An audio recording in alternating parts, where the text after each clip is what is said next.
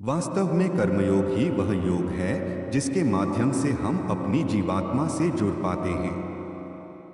कर्मयोग हमारे आत्मज्ञान को जागृत करता है। इसके बाद हम न केवल अपने वर्तमान जीवन के उद्देश्यों को बल्कि जीवन के बाद की अपनी गति का पूर्वाभास प्राप्त कर सकते हैं। इस योग में कर्म के द्वारा ईश्वर की प्राप्ति की जाती है। श्रीमद् भगवद गीता में कर्मयोग को सर्वश्रेष्ठ माना गया है।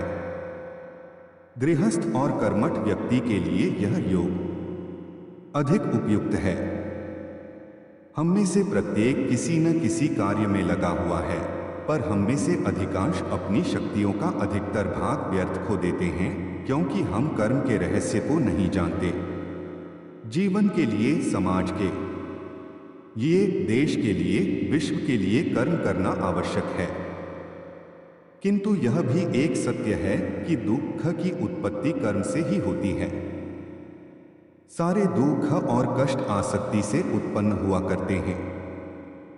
कोई व्यक्ति कर्म करना चाहता है, वह किसी मनुष्य की भलाई करना चाहता है और इस बात की भी प्रबल संभावना है कि उपकृत मनुष्य कृतघ्न निकलेगा और भलाई करने वाले के विरुद्ध कार्य करेगा।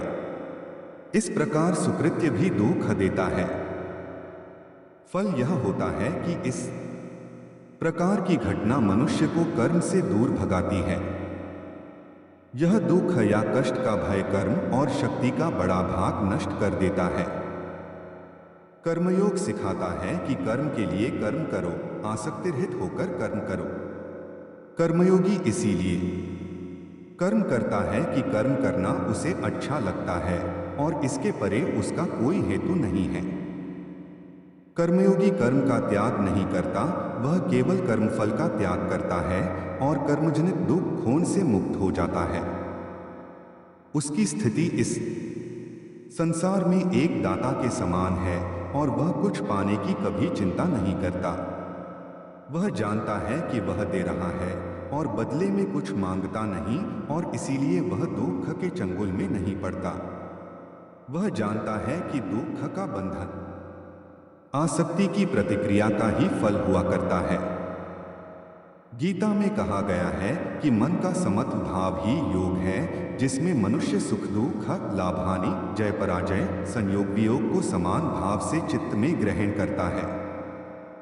कर्मफल का त्याग कर धर्मनिरपेक्ष कार्य का संपादन भी पूजा के समान हो जाता है।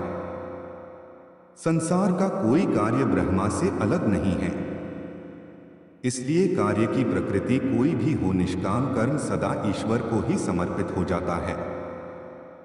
पुनर्जन्म का कारण वासनाओं या अतृप्त कामनाओं का संचय है। कर्मयोगी कर्मफल के चक्कर में ही नहीं पड़ता, अत वासनाओं का संचय भी नहीं होता। इस प्रकार कर्मयोगी पुनर्जन्म के बंधन से भी मुक्त हो जाता है। गीता में लिखा है कि जिस इंसान की सोच और नियत अच्छी होती है, भगवान खुद की उसकी मदद करने के लिए किसी ना किसी रूप में जरूर आते हैं।